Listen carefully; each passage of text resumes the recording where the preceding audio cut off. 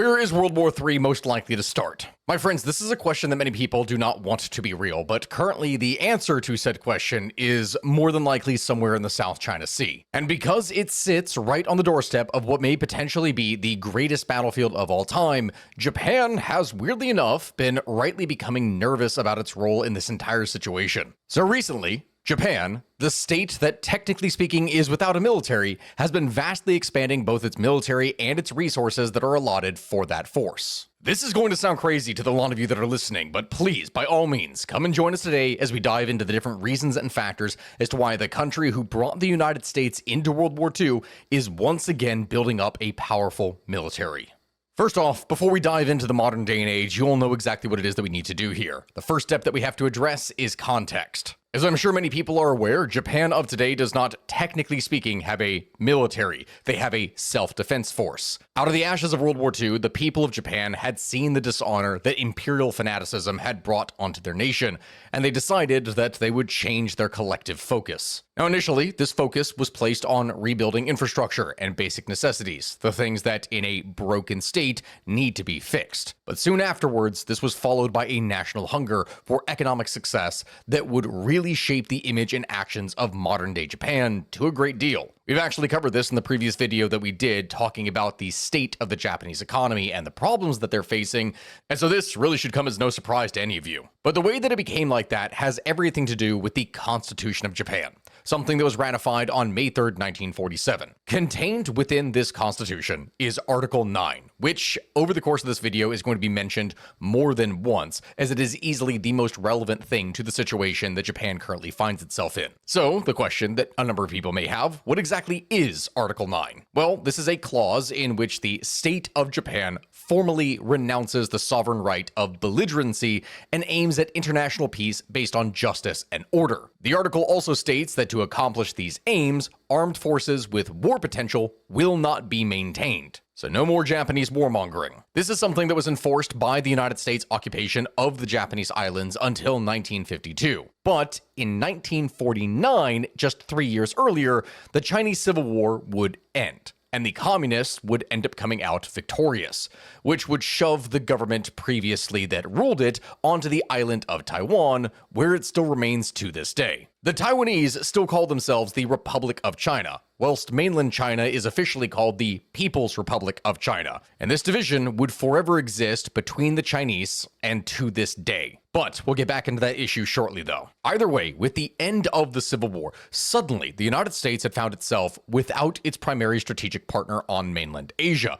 Before, they had been working with the nationalist government that controlled large Chinese proper. This would soon serve to be a major problem as the communists of Russia and Korea began to empower revolutionaries in Korea itself. You see, in December of 1945, Korea was administered by a US-Soviet Union joint commission, as agreed at the Moscow Conference, with the aim of granting independence after a 5-year trusteeship. However, waiting 5 years for independence was not exactly very popular among Koreans, and riots would break out across the country. The US thus proposed a national election to choose a new government for all of Korea, and the Soviets handed off control of the northern occupied area that they controlled to a new communist government led by Kim Il-sung. This would be the Kim family that to this very day controls North Korea, which is why you have Kim Jong-un. This new North Korean government started sending insurgents down south, and eventually the Korean War would break out. This was the main reason as to why the United States would have to pull the 24th Infantry Division out of Japan in the first place, and simultaneously provide a major boost to the Japanese post-war industry, which, again, we had gone into further when we did our whole video about the Japanese economy. So on one hand, this was great for the Japanese economy, as the sudden demand in supplies and goods from the Japanese mainland allowed it to build up its industry to supply forces in Korea. However, simultaneously, this left Japan without armed protection, and with China being directly adjacent to it, that was a scary thought for many Japanese. After all, many were aware how much the Chinese hated them after the atrocities that had been committed back during the Second Sino-Japanese War, and that was not a thought that many people wanted to deal with, even if, to this day, many of those atrocities are still denied by the government. This brings us to the point in 1950, when General Douglas MacArthur, who was leader of the U.S. post-war occupation, ordered the creation of a 75,000 1,000-man National Police Reserve to maintain order and repel any possible invasion from external powers. And the establishment of this first initial force, my friends, began a very long tradition in Japan, something of loosely interpreting the exact meaning of Article 9 and the Constitution. Something that as this video goes on, you're going to see that they reinterpret many more times. The NPR was thus organized by United States Army Colonel Frank Kowalski, who would use Army surplus equipment to actually equip said force.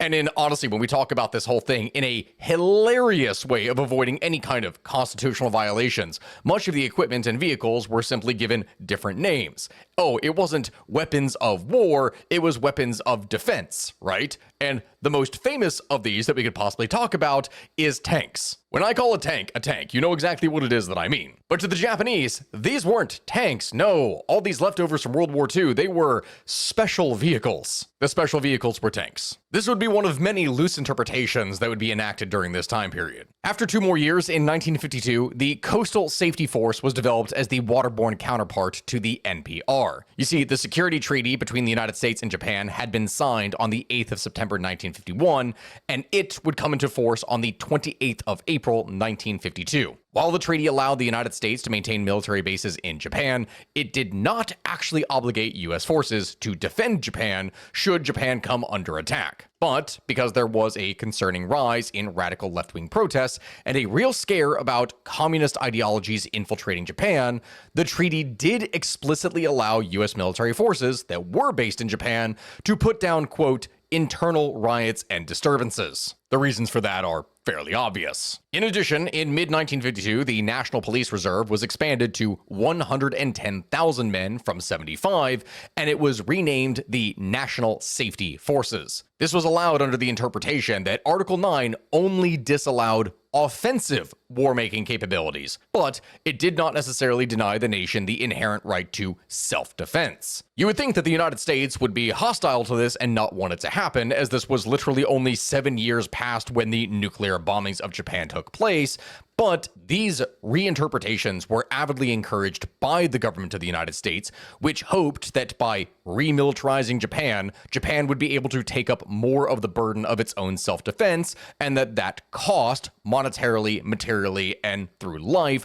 would not just have to happen with the United States. That reinterpretation of Article 9 would in turn clear the way for the creation of a defense agency and the transformation of the National Security Force into a self-defense force, something that, in pretty much everything but name, was literally just a military. 2 years later then, on the 1st of July 1954, the National Security Board was reorganized as the Defense Agency, and the National Security Force was reorganized afterwards as the Japanese Ground Self-Defense Force, which de facto was just the post-war Japanese Army. The Coastal Safety Force was reorganized as the Japanese Maritime Self-Defense Force, which was pretty much just, again, the post-war Navy. And then you had the Japan Air Self-Defense Force, which was, again, literally just the Air Force. All of these were established as new branches of the JSDF. 6 years later then, on the 19th of January 1960, the United States and Japan would sign a revised version of the US-Japanese Security Treaty, which corrected the unequal status of Japan in the 1951 treaty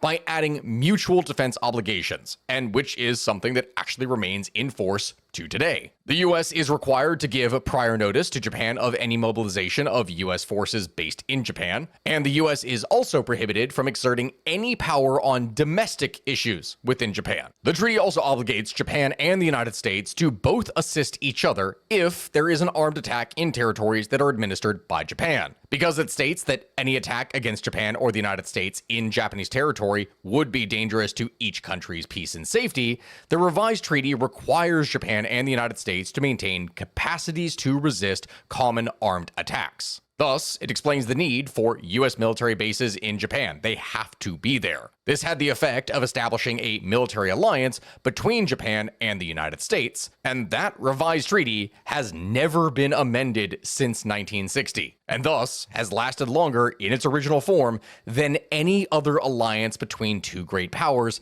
since the Peace of Westphalia treaties back in 1648. And that, my friends, looking at it, is how two fierce enemies that once tried to destroy each other ended up becoming very good friends and great allies all the way down the road. But okay, that is a lot of context. In order to explain how it is then that the Japanese self-defense force became less about, well, self-defense, or the way that they interpret self-defense and are now actually remilitarizing, we're going to need to fast forward by another 30-odd years or so. Going into the 1990s, things really started to heat up in the Middle East.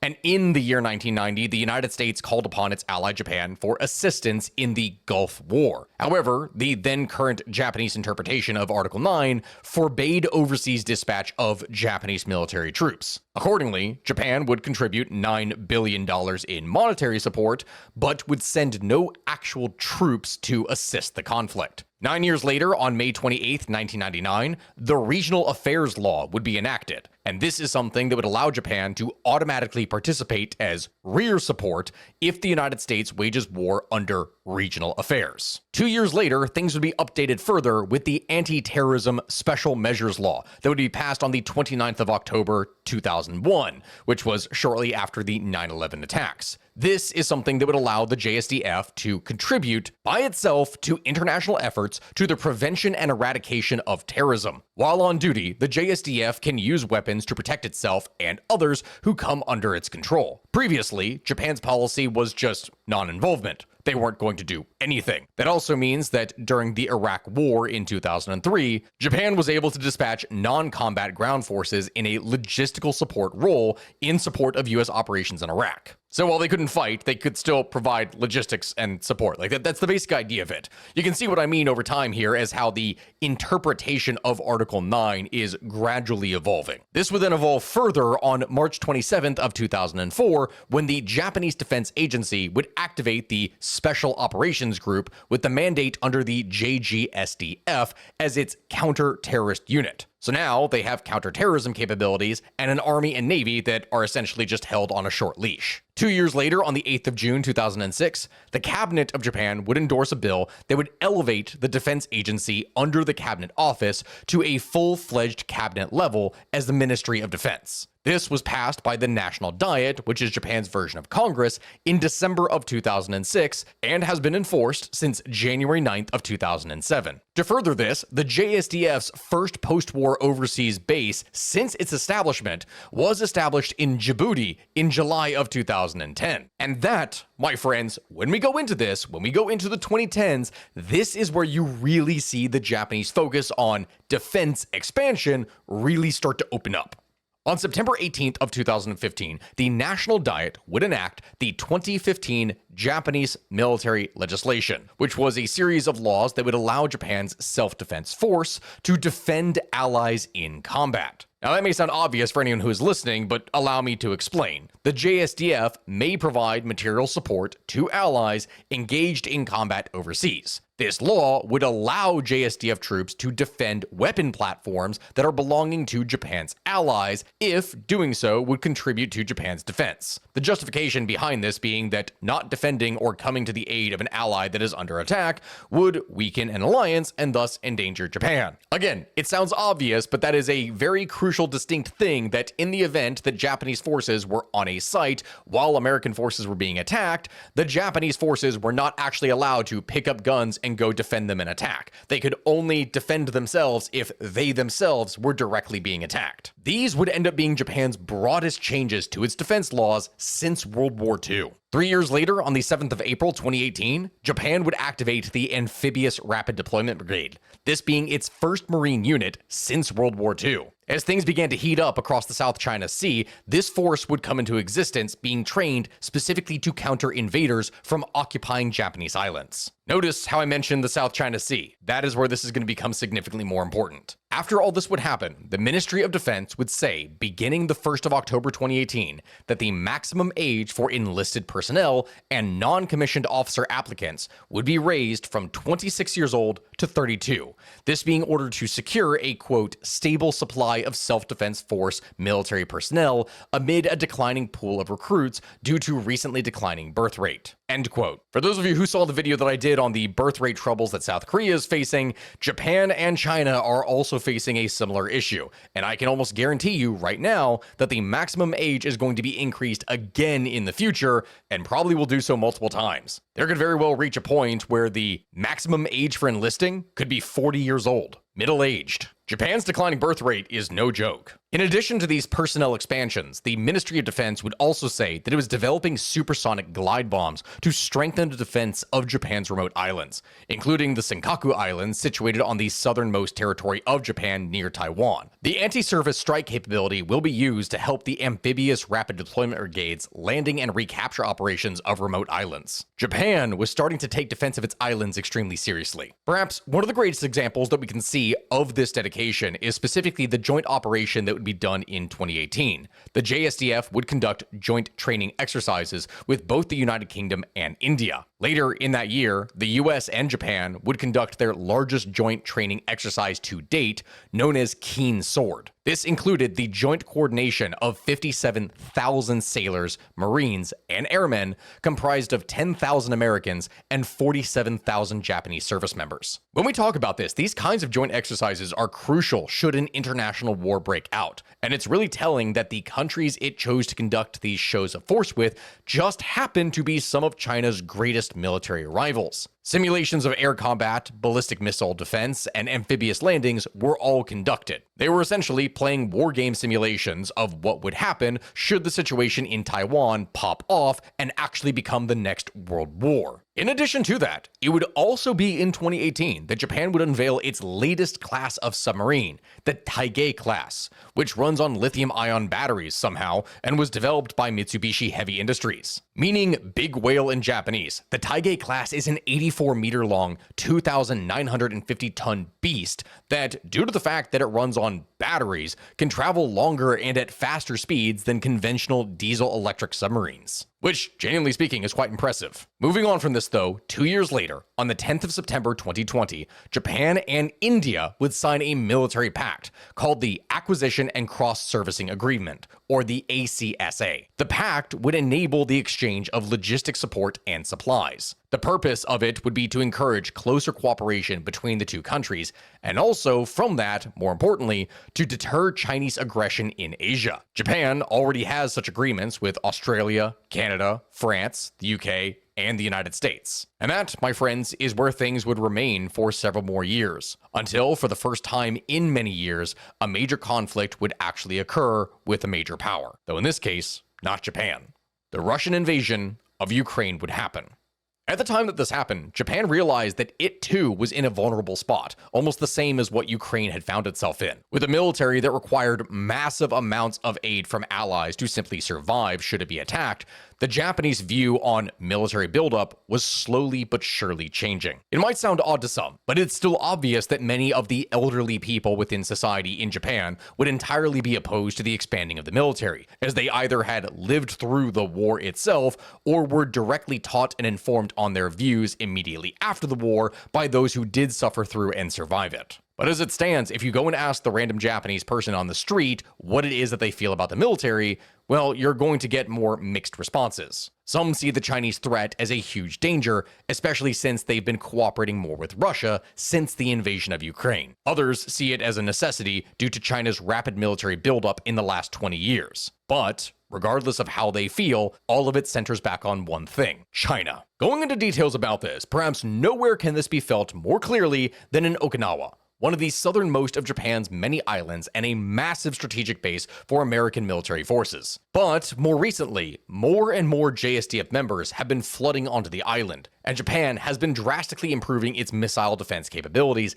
in the last decade. This has largely left locals feeling a mixed feeling, something akin to both safe because of military personnel, but also dread because now there are a lot of military personnel there and no one wants anything to actually break out or happen. This could be seen as an indication, that there is actually going to be a war. Which, on that note, something else needs to be mentioned. Japan's relationship with its military personnel is different, for lack of a better word. JSDF service members are not exactly looked upon with nearly the same level of respect or reverence that their American counterparts are often afforded within the country. This can be partially ascribed to old ways of thinking from Japanese society, but also they do not go out of their way to necessarily be noticed. JSDF personnel do not wear the uniforms off of military installations, and their haircut requirements are not exactly as strict as other countries, so service members are typically able to blend more easily into society. But either way, back to 2022. On the 22nd of October, 2022, Japan and Australia would sign a new bilateral security agreement,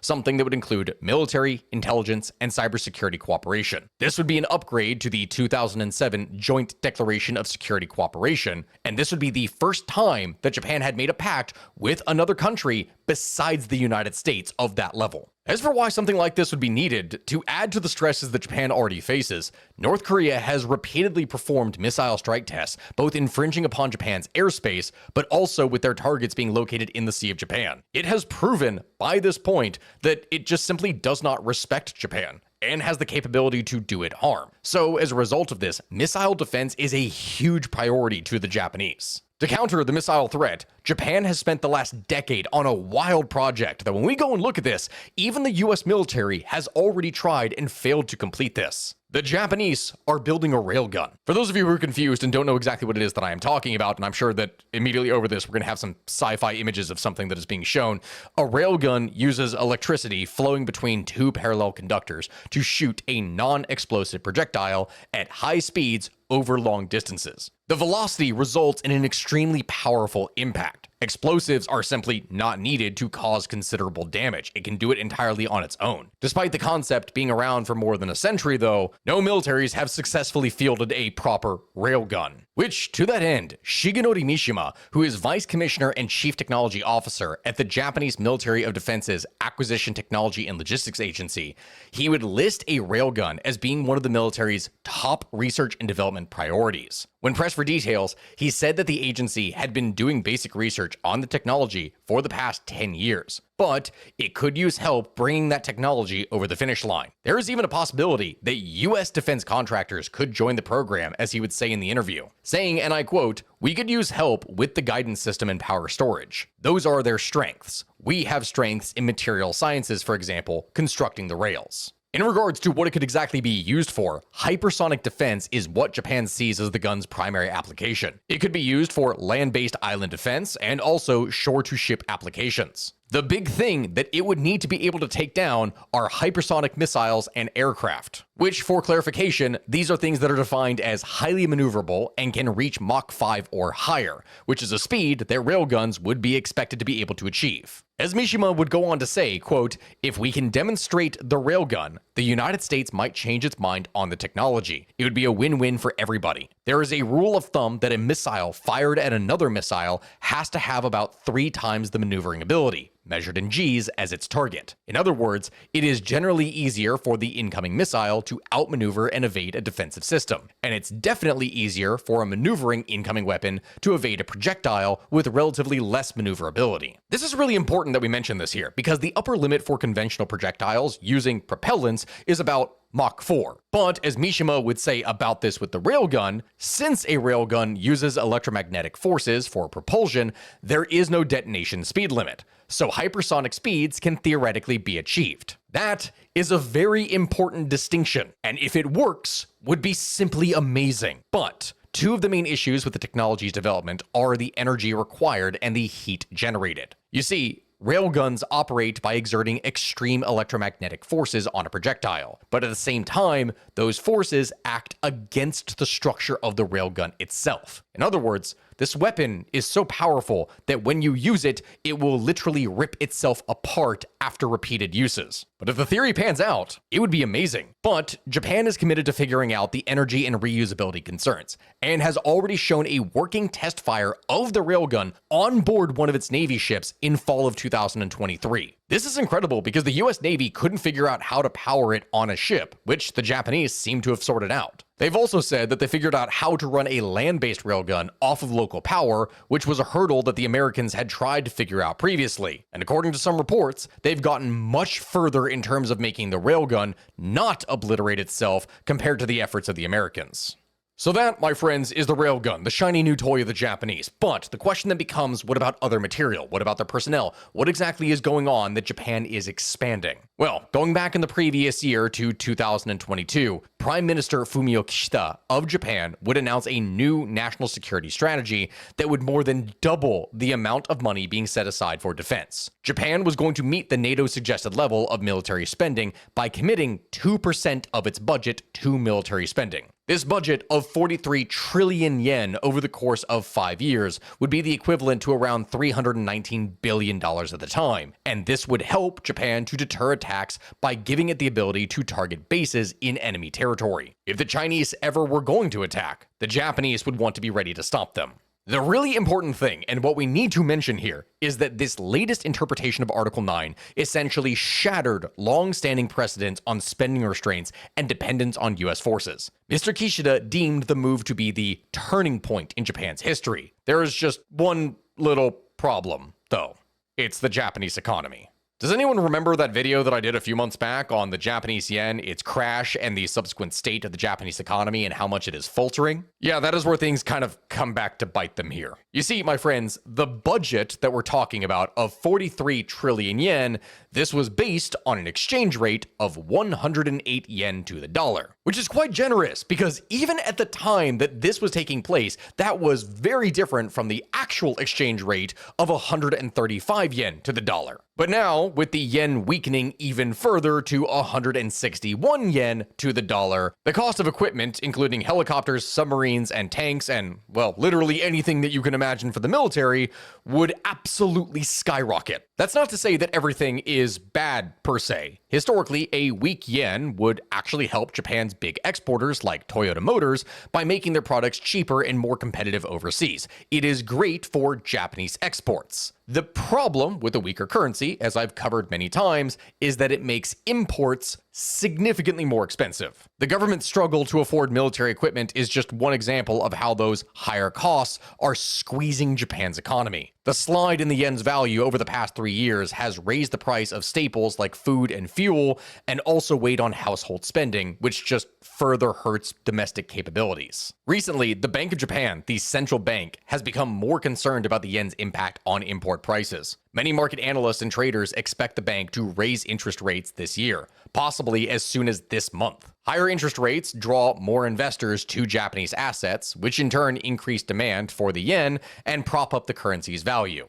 And that is something that Japan's military honestly probably needs, because several technologies central to Japan's ability to conduct counterstrikes, including US-made Tomahawk missiles and F-35B short vertical takeoff and landing aircraft, these have surged in price because of the weakened yen. These are items that are entirely built in other countries. The yen's collapse this year to a nearly 4-decade low is undermining Japan's plans for its largest military buildup in its post-war history. Because of these issues, the government has slashed orders for aircraft, and officials warn that further cuts may be imminent. Japan buys much of its military equipment specifically from American companies in transactions that are done in dollars. The government's purchasing power has been drastically eroded by the yen's diminishing value and capabilities. As Satoshi Morimoto, a former Japanese defense minister, would say in an interview, quote, "What we are achieving in terms of actual defense capabilities and our original target, the two are not lined up," which is a very mild way to put it, to, again, put it lightly. The value of the defense budget over 5 years has been, quote,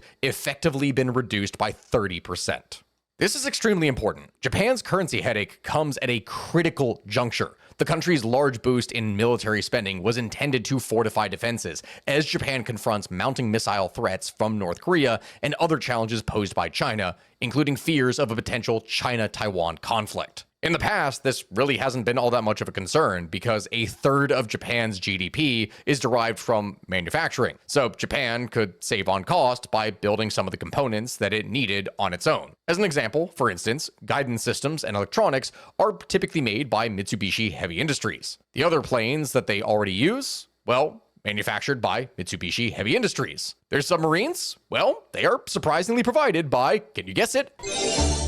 Mitsubishi Heavy Industries. Even the aforementioned F-35Bs are shipped to Japan and then assembled in Nagoya by Mitsubishi Heavy Industries. And for CEOs and investors that just want to leave the military-industrial business in Japan, guess who they typically sell their companies to? Yeah, Mitsubishi Heavy Industries. Again, this is why it hasn't really been a problem in the past. But according to one Ministry of Defense official, quote, at this point, even Japanese-made military equipment is going up in price because many internal parts are sourced from overseas. Japan is already cutting procurement of certain aircraft, and if you can't increase the budget, more cuts become inevitable. Japanese manufacturing was not going to be able to save them here. Not only is that bad monetarily, though, it is also bad for morale. It is bad for specifically public perception of Japan. As Jonathan Grady, founding principal of the advisory firm Canary Group, who has counseled the Japanese government on strategies related to funding defense spending, would say, quote, Japan's defense plan was a bold statement. The challenge now lies in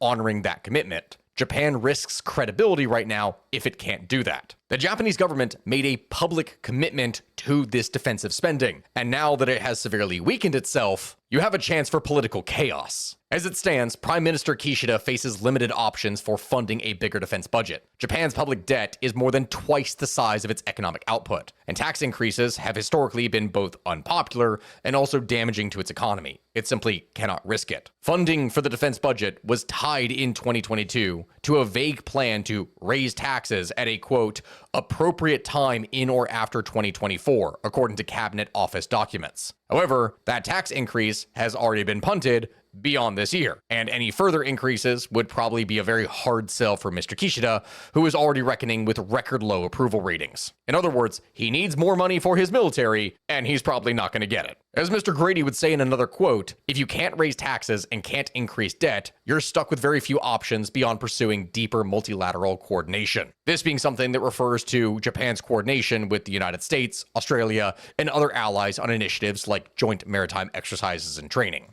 And that, my friends, is what Japan has had to really do. In July of this year, 2024, Japan and the Philippines would actually sign an agreement that would boost their ability to perform joint military exercises. This came after the United States, Japan, and South Korea would hold 3-day joint air and naval drills in June of 2024 in the East China Sea. The exercise, called Freedom Edge, was intended to boost readiness against North Korea's missile and nuclear threats. This and many more cooperative efforts will likely need to be done because Japan simply cannot afford the boost that it wanted to its own military. The reality is, Japan had to learn a lesson. The lesson that they learned from their recent currency fluctuations was that military spending could no longer be fixed to a precise number. Rather, the focus needs to be on building military capabilities in terms of substance. No one expected the yen to fluctuate in value so hard, so the Japanese are just kind of stuck for the moment until they figure out another way to continue their military buildup. In a recent announcement that was only made this last month, in July of 2024,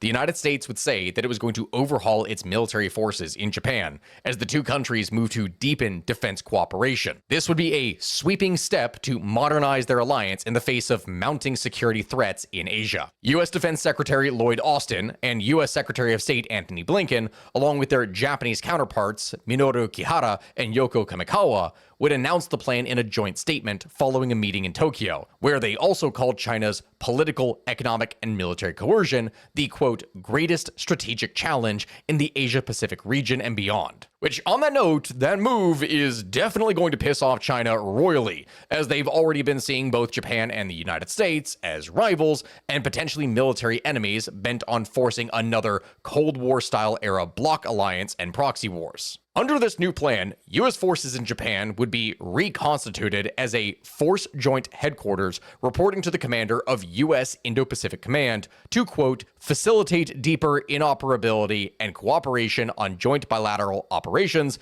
in peacetime and during contingencies, according to the statement. In a press conference following the meeting, Austin would hail the country's move to modernize their alliance command and control as a historic decision, saying, and I quote, this will be the most significant change to U.S. forces Japan since its creation, and one of the strongest improvements in our military ties with Japan in 70 years. This announcement would follow an April summit in Washington between U.S. President Joe Biden and Japanese Prime Minister Fumio Kishida, where the two vowed to upgrade their respective command and control framework to, quote, strengthen deterrence and promote a free and open Indo-Pacific in the face of pressing regional security challenges. Now, as for the way that this would actually work out, details of the implementation would be figured out in working groups led by U.S. Indo-Pacific Command, according to a senior U.S. defense official. This same official would add that there is, quote, no intention to integrate Japanese forces into U.S. commands. In a statement, the ministers would also condemn North Korea's missile testing and nuclear weapons program, and would condemn deepening Russia-North Korea cooperation, which includes Russia's procurement of ballistic missiles and other material from North Korea for its use in Ukraine.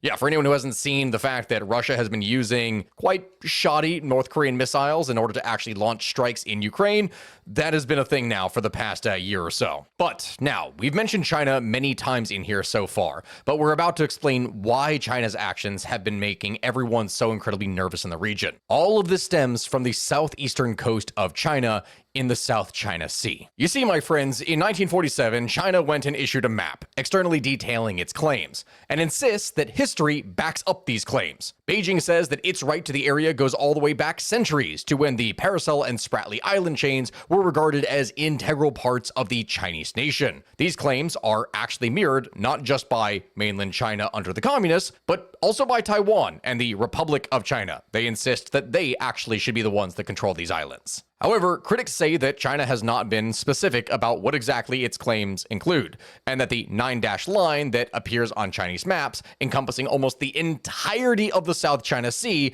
includes no coordinates. It is also not clear whether China claims only land territory within the 9-dash line or all maritime space within it as well. Due to this, there has been a history of conflict with China and basically everyone whose coast is off of the South China Sea. That includes countries such as Malaysia, Vietnam, Japan, and the Philippines. Even nations that historically were not necessarily friendly to the United States have wanted to work with it in order to be able to defend against aggressive Chinese actions, which try to bully everyone in the neighborhood. Vietnam hotly disputes China's historical account, saying that China has never claimed sovereignty over the islands before the 1940s. Vietnam says that it actively ruled over both the Paracels and the Spratlys since the 17th century, and it has the documents to prove it. The other major claimant, though, to the area is the Philippines, which invokes its geographical proximity to the Spratly Islands as the main basis for its claim for part of the grouping. Both the Philippines and China also lay claim to the Scarborough Shoal, known as the Huanyan Island in China, which is little more than 100 miles from the Philippines and yet more than 500 miles from China. Malaysia and Brunei also lay claim to territory in the South China Sea that they say falls within their economic exclusion zones as defined by the United Nations Convention on the Laws of the Sea, or UNCLOS. But none of this really stops China. In 1974, the Chinese government went and seized the Paracels from Vietnam, killing more than 70 Vietnamese troops. Then, in 1988, the two sides clashed in the Spratlys, with Vietnam again coming off worse, losing around 60 sailors. In early 2012, China and the Philippines engaged in a lengthy maritime standoff, accusing each other of intrusions in the Scarborough Shoal. Unverified claims that the Chinese Navy sabotaged two Vietnamese exploration operations in late 2012 would also then lead to a large anti-China protest on Vietnamese streets. In January of 2013, Manila would say that it was taking China to a UN tribunal under the auspices of the 1982 UN Convention on the Laws of the Sea, which China itself had signed and has been yet blatantly ignoring. Under that law, each country has an exclusive economic zone extending 200 nautical miles, or around 370 kilometers,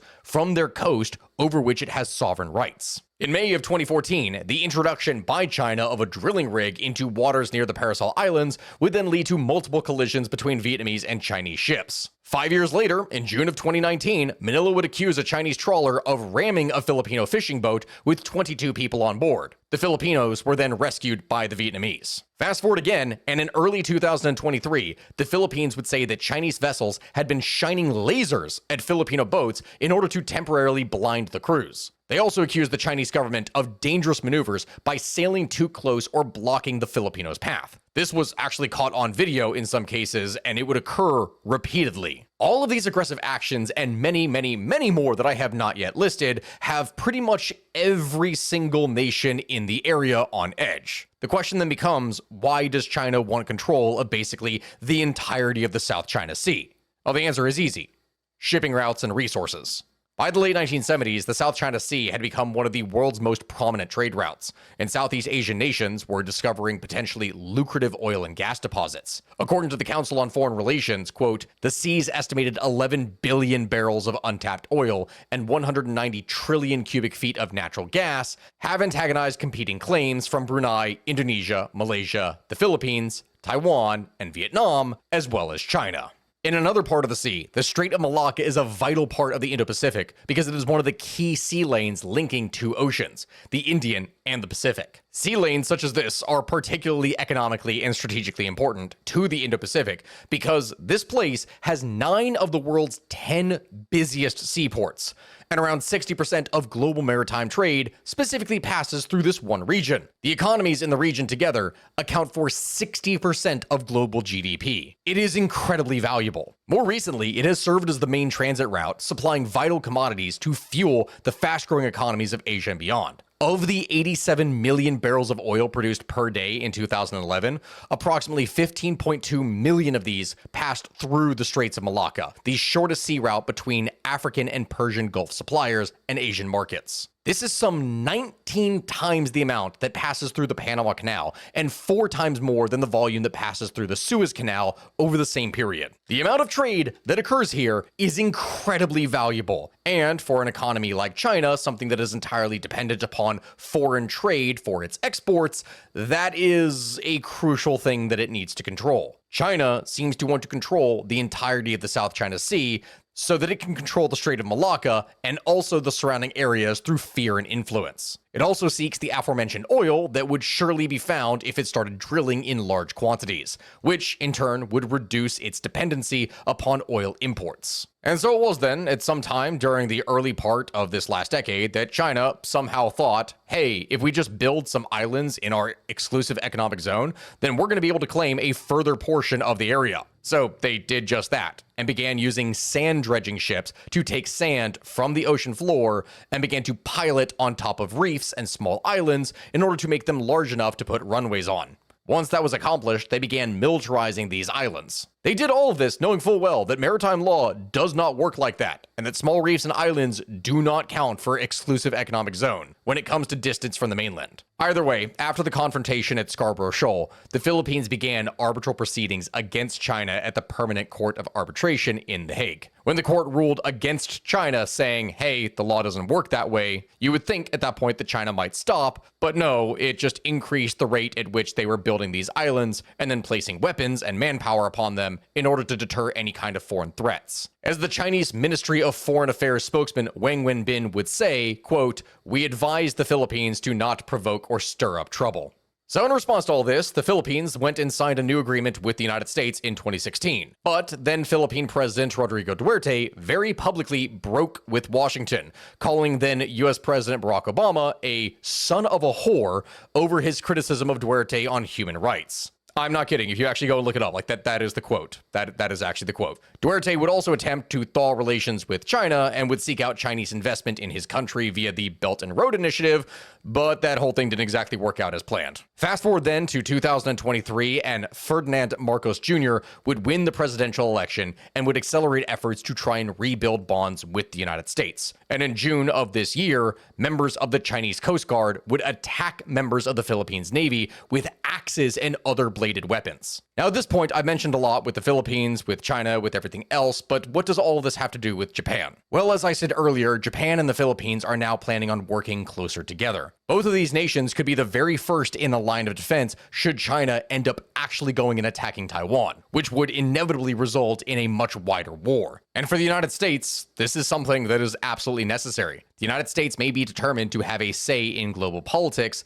but simultaneously in recent years, the move that has been made is relying more on local nations to be able to solve their own defensive issues with support of the United States instead of merely having everything be bankrolled. This help is most certainly a welcome change, but considering everything that we have talked about with Japan and the difficulties that they are having with their own remilitarization, it brings up a question of how exactly effective everything will be in the next couple years. Either way, with the situation in the East and the South China Sea continuing to grow more complex, you can guarantee that we're going to be keeping a close eye on it, and we'll let you know as the situation changes. Covering the background, of everything. My friends, thank you all very much for watching. This has been Stakuyi with the History of Everything podcast YouTube channel. I appreciate all of you. Please let me know in the comment section below what type of things you'd like to see here next, and we have a lot of things to cover because there are many different issues that are going on in the world right now with a lot of background and context that needs to be explained. If you have any particular thing that you want addressed, make sure to put it in the comment section below, and we can even add polls in here to determine what it is that we're going to be doing next. Goodbye, my friends, and I'll see you all later.